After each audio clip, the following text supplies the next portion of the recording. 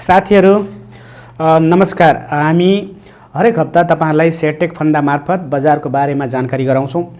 बजारमा हामीले जे देख्छौं त्यो कुरा तपाईहरुलाई भन्छौं। तपाईहरुलाई थाहा छँदैछ बजारमा शेयर बजारको बारेमा धेरै चर्चा, धेरै चासो अनि त्यसपछि हस्तक्षेपको बीचमा यो बजार गुजिरहेको अवस्थामा हामीहरू अहिले बजारमा एउटा सन्देह पनि आएको छ, बजार बढ्छ या घट्छ। गत हप्ता नै बजारमा एउटा ट्रेन्ड जसले बजारले ब्रेक थ्रु दिने अवस्था थियो र बजार बढ्ने गतिमा देखिरहेको अवस्थामा र कन्फर्मेसन कलको प्रतीक्षामा हुँदाहुँदै हामीले बजारमा देख्यौं बजार चाहिने त्यो हिसाबमा अपेक्षा हिसाबमा बजार बढेन र हामी मौद्रिक नीतिमै रह्यौं। 4-12 जस्ता नकारात्मकता कुराहरुमा रह्यौं। यी कुराहरु यदि 4-12 हटे पनि नहटे पनि या राष्ट्र बैंकले चाहिने हामीलाई बजारप्रति सकारात्मक ल्याए पनि नल्याए पनि इन्भेस्टरले एक किसिमबाट के बुझ्नुपर्छ भन्दाखेरि आफ्नो लक्ष्य र रणनीतिको हिसाबमा ट्रेन्ड हेरेर चार्ट हेरेर लगानी गर्नुपर्छ, सुरक्षा कवच लिएर गर्नुपर्छ र यदि सकारात्मक न्यूज आयो भने त बजार बढिहाल्छ, यदि नकारात्मक आयो भने बजार घट्छ। त्यसैले आफूले त्यसको तयारी गर्दै हामीले चाहिने बजारमा सबै चीज बेचेर भाग्ने पनि हैन, सस्टेन गर्दै हेर्दै ग्राफ हेर्दै बजारमा नि बस्न पनि जरुरी छ र आफूले सुरक्षाको साथमा निस्कन पनि जरुरी छ।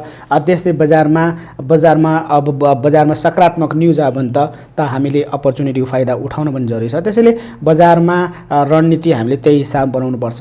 फरक यति हो, हामीले साइज अफ द इन्भेस्टमेन्ट फरक हुन्छ सिचुएसन र अवस्था अनुसार। हरेक समयमा एउटै लगानी गरिरहेको छु र बढिरहेको छु भन्ने हिसाबमा हुँदैन।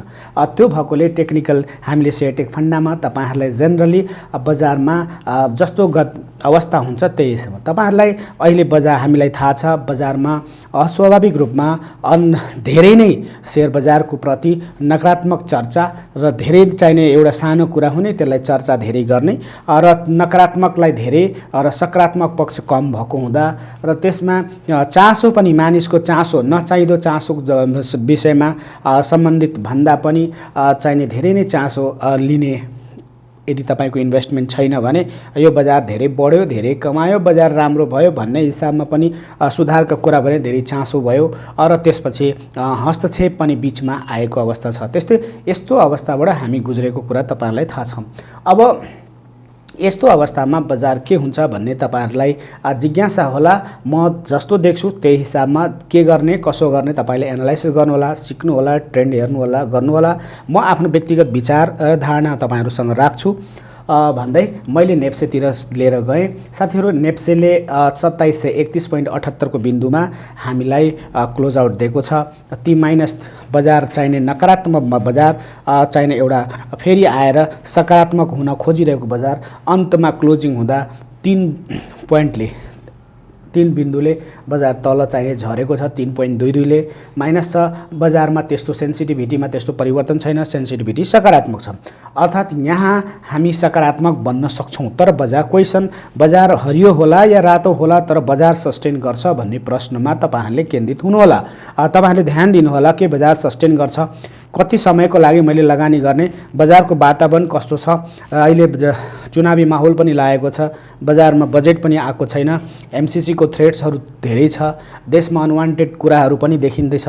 त्यसैले तर एउटा नेगेटिभ धारणा आउँछ भने हामी पोजिटिभ धारणा पनि छ, बजेट पनि हुँदैछ, यसको विषयमा मौद्रिक नीतिको चाहिने एउटा सकारात्मक आउला भन्नेसँग बहस पनि भइरहेको छ। त्यसैले हामी यस्तो अवस्थामा हामीले चाहिने आफ्नो विवेकपूर्ण हिसाबमा अलिकति समझदारी पुर्याएर हामीले लगानी गर्ने र निस्कने। अवश्य पनि हामी लङ टर्म इन्भेस्टर हो भने यो समय पार्शियल इन्भेस्टमेन्ट गर्दै क्रमबद्ध लगानी गर्न सकिन्छ। तर हामी सर्ट टर्म इन्भेस्टमेन्ट हो भने हामीले गरिसकेको लगानीलाई सुरक्षित गर्दै फेरि फर्दर इन्भेस्टमेन्टका अपर्चुनिटीहरुमा इन्भेस्टमेन्ट गर्नुपर्छ। अब नेप्से के हुन्छ भन्ने हिसाबमा हेर्दै जाँदा बजारमा सबभन्दा पहिले हामीले बुझ्न जरुरी छ कि बजार एउटा हामी 14 तारिक 15 तारिक 16 तारिकदेखि यसरी बजार हेर्दै जाँदा बजार 25 ता 23-24मा सामान्य हिसाबमा बजार तलतिरै गएर साइडवेजको अवस्थामा गएको छ।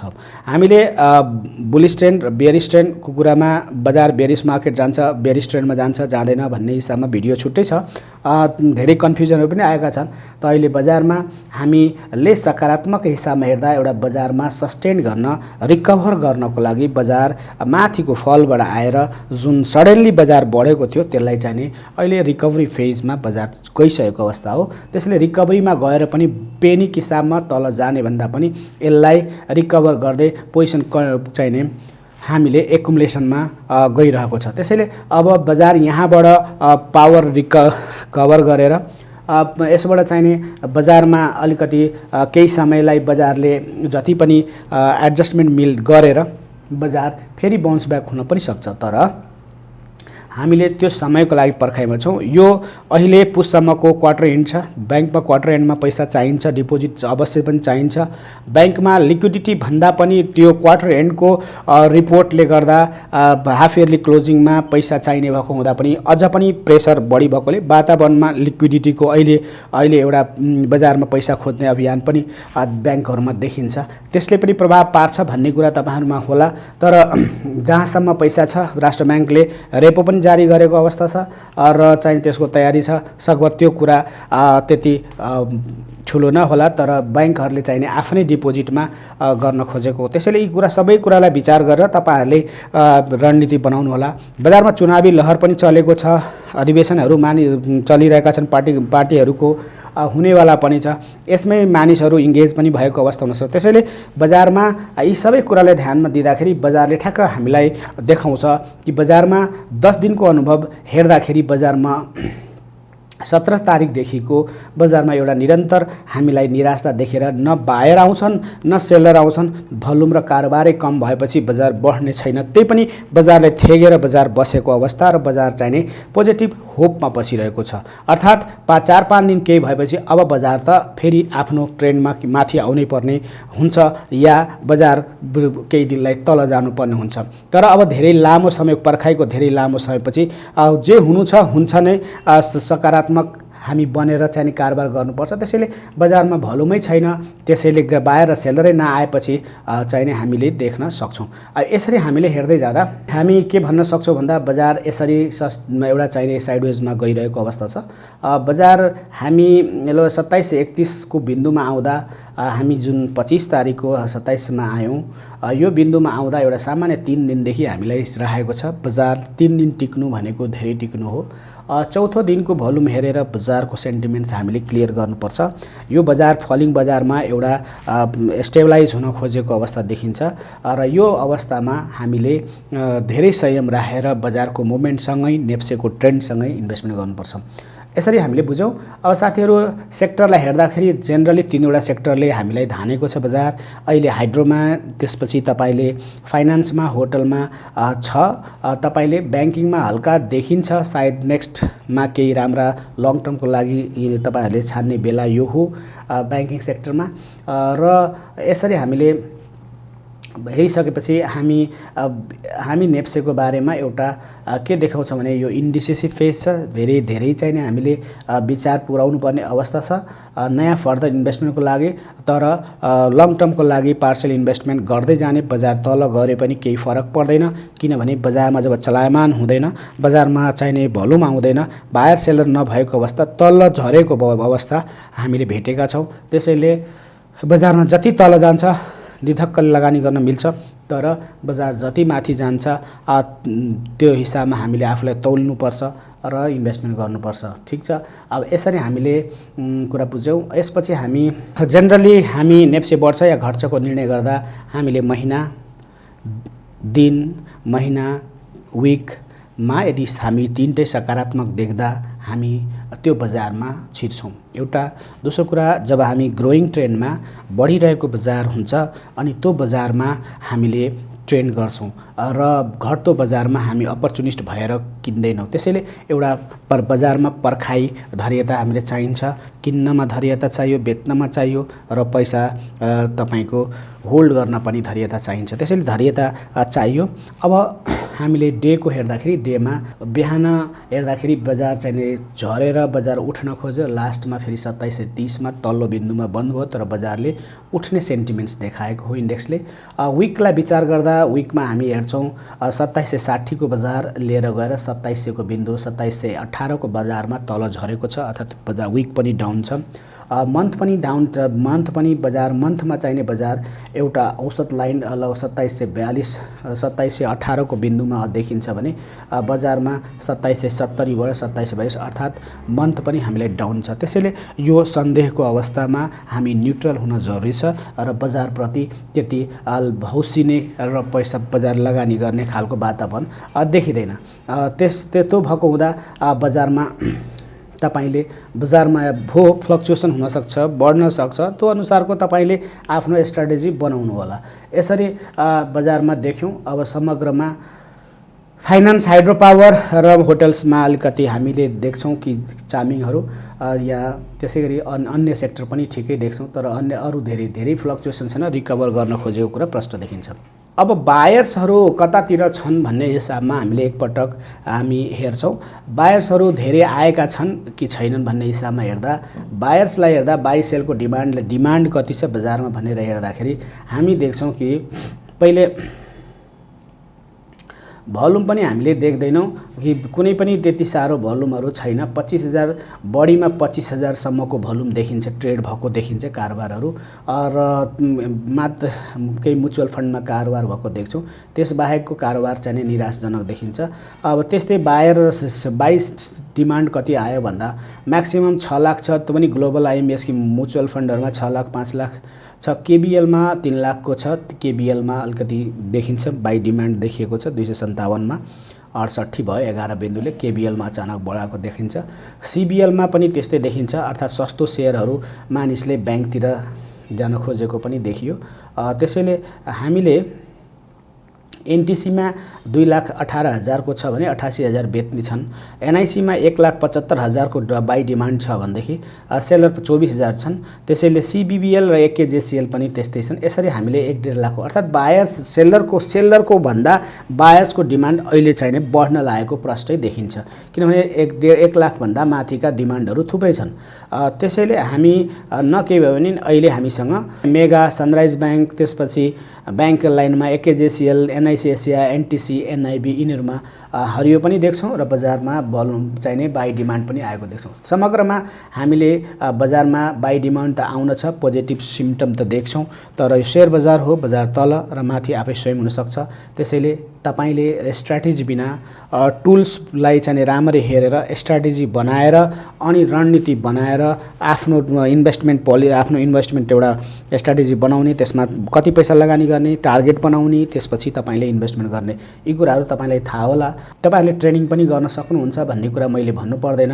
लाइक सब्स्क्राइब पनि गर्दिनु होला। भिडियोको लागि म समय निकालेर आउने गर्दछु। हामीले तपाईहरुलाई यो आरएसआई माथि, आरएसआई 30 भन्दा माथि, एमएसीडी अप हुने, एमआई एबभ हुने र बोलिन्जर ब्यान्ड एबभमा हुने केही कम्पनीहरू देखाउँछौं, जसले तपाईले अहिले त्यो 4 कम्पनीमा तारा गौरे र एसएफसीएल, समृद्धि फाइनान्स, कर्पोरेट डेभलपमेन्ट ब्याङ्क्स र सीबीएलमा बजारमा अलिकति चाहिने बढ्ला कि भन्ने देखिन्छ। तर समग्रमा बढ्ला भन्नुको अर्थ नेप्सेको ट्रेन्ड, मार्केटको ट्रेन्ड सकारात्मक भयो भने तपाईहरुले केही किनेर बेच्नको लागि लक्ष्य बनाउन सक्नुहुन्छ। तर होइन भने आफूले यो समयमा लङ टर्म इन्भेस्टमेन्टको लागि तपाईले अहिले चाहिने पोर्टफोलियो रिभ्यू गर्ने ठीक समय हो र त्यो अनुसारको गर्नुहोला। साथीहरु, यति भन्दै बजारमा बस्न पनि जरुरी छ, संयम हुन पनि जरुरी छ, आत्तिएर बेच्न पनि जरुरी छैन, तर चाहिने संयम हुँदै आफ्नो पोर्टफोलियोलाई रिभ्यू गर्दै बनाउँदै तपाईहरुले व्यवस्थापन गर्नुहोला। तपाईहरुलाई कुनै पनि सहयोग चाहियो भने तपाईले मेरो 9851156608 मा फोन गर्न सक्नुहुन्छ, सम्पर्क गर्न सक्नुहुन्छ। मैले फोन नउठाउँदा तपाईहरुले मेसेज गर्नुहोला। अक्सर म फोन चाहिने पिक गर्दिन, त्यही पनि तपाईले एसएमएस गर्नुभयो भने मैले रिस्पोन्स गरेको हुन्छु। व्हाट्सएपमा गर्न सक्नुहुन्छ। अब हामी सब इन्डेक्समा ब्याङ्किङलाई हेर्दाखेरि ब्याङ्किङ सेक्टरलाई हेर्दा पनि ब्याङ्किङ सेक्टर सामान्यतः बढ्न खोजेको भान हुन्छ। यो विक डे अहिलेको हिजो अस्ति बिहीबारको दिनमा, तर विकमा बजार डाउन छ, त्यसैले ब्याङ्किङ सेक्टर पनि अहिले किनिहाल्ने बेला देखिँदैन। त्यस्तै ब्याङ्किङमा पनि यस्तो छ। त्यसै लङ टर्म हो भने तपाईले प्लान गर्न सक्नुहुन्छ, तर ट्रेडिङको लागि वातावरण मिलेको देखिँदैन। यसरी बजार बढेको देखिन्छ। होटल्समा मन्थमा बजार बढेको देखिन्छ, विकमा बजार घटेको देखिन्छ। त्यसैले यो पनि होटल्स पनि सही समय देखिँदैन। त्यति ट्रेडिङ पर्सपेक्टिभबाट बजारमा त्यति चार्मिङ छैन, तर लङ टर्मको हिसाबमा हामीले रिभ्यू चाहिँ गर्न सकिन्छ।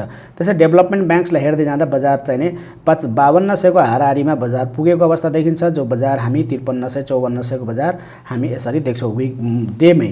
त्यसैले विकमा पनि तल छ, मन्थमा पनि डेली छ। त्यो डेभलपमेन्ट पनि त्यस्तै छ। म्यानुफ्याक्चरिङ सेक्टरमा पनि म्यानुफ्याक्चरिङ प्रोडक्सनलाई यसो हेर्दाखेरि त्यो पनि बजार न्यून देखिन्छ, झरेको अवस्था देखिन्छ। तीनटै मन्थ डे र तपाईको विकमा बजार नमिलेपछि हामीले रेकमेन्ड गर्दैनौँ ट्रेडिङको लागि पनि। साथीहरु, यसरी हामीले समग्रमा बुझौँ। अब तपाईहरुले बजारमा न्यूजको पर्खाइ हुनुहुन्छ होला, आत्तिएर बेच्नु पर्दैन, तर बजारमा सकारात्मक आयो भने तपाईहरुको पोर्टफोलियो कस्तो छ, के लक्ष्य हो, त्यो अनुसारको तपाईहरुले आइतबार सोमबार मंगलबारको बीचमा आफ्नो स्ट्र्याटेजीहरुलाई पोर्टफोलियो रिभ्यू र ब्यालेन्स गर्न जरुरी छ। साथीहरु, यति भन्दै तपाईहरु सुरक्षित भएर आफ्नो पोर्टफोलियो हेर्नु होला। चार्ट तपाईहरुलाई मैले आज अल्फाको चार्ट हेर्दाखेरि एनालाइसिस गर्दा पनि के देखिन्छ भन्दा बजारमा तपाईहरुले यहाँ प्रश्न मैले तपाईलाई भन्नुको तात्पर्य के हो भन्दा बजार यसरी झरिरहेको बजार लुइली झरेर प्रेसर क्रिएट भएको बजारमा उठ्न त खोज्यो, तर बजारले त्यो मात्रामा उठ्न सकेन जुन मात्रामा उठ्नु पर्थ्यो। जति मात्रामा उठ्यो त्यो मात्रामा तल झरेर अहिले बजार यहाँ छ। यो गतिले बजारलाई थाहा हुन्छ कि बजार के हुन्छ, कति मार्कसम्म जान्छ। त्यसैले अहिले हामीले यहाँबाट बजारमा एउटा के देख्छौँ भने बायरहरू जुन रेटमा झरिरहेका थिए, जति धेरै बायर सेलरहरू आइरहेका थिए, सेलरको चाहिने कनि कम भएको छ। यसलाई कन्फर्म गर्न डिएमआई हामीले लगाएर हेर्न सक्छौँ। डाइरेक्सन पनि हेर्दाखेरि हामीले देख्छौँ कि सेलर चाहिने घट्न लागेको र बायरहरू पनि अलिकति बढ्ने मनसाय देखिन्छ, प्रष्टै देखिन्छ। तर एडीएक्स लाइन तल छ, त्यसैले बजार तलतिरै बसेको अवस्था देखिन्छ। त्यसैगरी हामीले एक्विजिसन र सीएमएफ लाई पनि विचार गर्दा हामीले सीएमएफ भनेको साथीहरुलाई थाहा छ, यो एकुमुलेसन र डिस्ट्रिब्युसन हो। किनिरहेका छन् या बेचिरहेका छन्। 3 दिनसम्म यदि किन्ने काम कम भएको छ, घटेको छ भने बजार घट्छ। यदि त्यो कुरा हामी बुझ्छौँ अप ट्रेन्डमा हुँदा, डाउन ट्रेन्डमा 2 दिनलाई हामीले हेर्ने गर्छौँ। त्यसैले तपाईहरुले सीएमएफमा समग्र रूपमा तल झरेको अवस्था देखिन्छ, झर्ने अवस्था देखिन्छ, तर त्यति चाहिने त्यो फोर्समा झरिरहेको छैन। यो लाइन छोएर पनि बजार माथि नै छ, तर उठ्न पनि सक्छ भन्ने कुरा सीएमएफले देखाउँछ। त्यसैले हामीले नकारात्मक भइहाल्नुपर्ने आधार पनि त्यति छैन। फोर्स इन्डिकेटर्सलाई विचार गर्दा कुन स्पिड कस्तो छ बजार झर्ने भनेर हेर्दा पनि हामी देख्छौँ अहिले लगभग हामी चाहिने एउटा बिन्दुमा क्रस भइसकेको बजार उठ्न खोजेको अवस्था देखिन्छ, तर बजार जिरो लाइन भन्दा तल भएकोले हामीमा बजारमा कन्फिडेन्स देखिँदैन। साथीहरु, यति कुरा मैले तपाईहरुलाई चार्टबाट बुझाएँ। तपाईहरुले यो शेयर बजारको बारेमा ठ्याक्कै यही हुन्छ भनिदियोस् भन्ने अपेक्षा गर्नुहुन्छ, तर त्यस्तो हुँदैन। यो अनुमान भन्ने कुरा कति माथिसम्म जान्छ र कति तलसम्म झर्छ भन्ने कुरा भन्न सकिँदैन। टेन्टाटिभ फिगर हामीले भन्छौँ र टेन्टाटिभ फिगरमा हामी बुझ्छौँ कि भने नेप्से घट्छ या अहिलेको ट्रेन्डमा ठिक छ या छैन भन्ने। यो चार्ट हामीले सुरक्षा कवच हो, सुरक्षाको लागि हामीले लिन्छौँ र त्यो अनुसारको इन्भेस्टमेन्ट रणनीति बनाउनु पर्ने हुन्छ। त्यसैले साथीहरु, तपाईहरुलाई चाहिने बजार बढ्छ अनि नि बढ्दैन भन्ने कुरा जहाँसम्म छ, बजारले कन्फर्मेसन देखाउँछ बजार बढ्छ भन्नु पर्यो। बजारले कन्फर्मेसन देखाउँदैन, बजार चाहिने साइडवे रहन्छ या तल जान्छ भन्ने कुरा बुझ्नु पर्यो। त्यसै अनुसार इन्भेस्टमेन्ट रणनीति बनाउनु होला भन्दै यो हप्ता तपाईहरुलाई आफै स्वयं आफ्नो विवेकले 2-3 दिनको ट्रेड हेरेर तपाईले आफ्नो शेयरलाई रिभ्यू गर्दै बजारमा रहनुहोला र फेरि फर्दर इन्भेस्टमेन्टका प्लान गर्नुहोला भन्दै तपाईँलाई 9851156608 मा तपाईँले मलाई SMS गरेर सम्पर्क गर्न सक्नुहुन्छ भन्दै म बिदा चाहन्छु साथीहरू। धन्यवाद, नमस्कार। लाइक सब्स्क्राइब पनि गरिदिनु होला।